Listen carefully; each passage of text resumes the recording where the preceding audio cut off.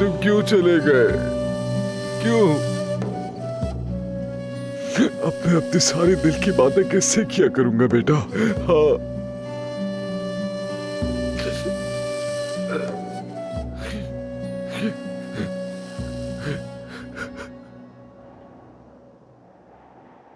अब मैं अपने दुख सुख किसके साथ बांटूंगा?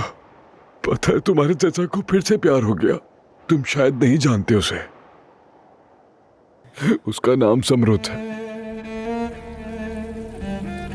वो बहुत अच्छी और बहुत खूबसूरत है।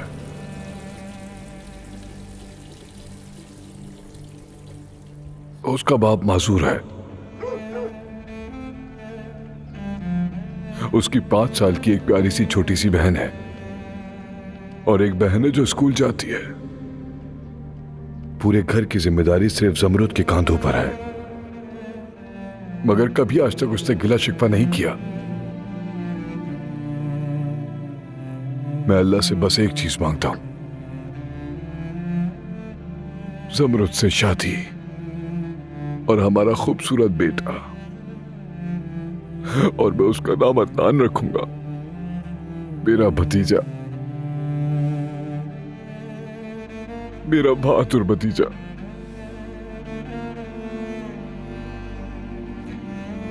मेरा शेर भतीजा।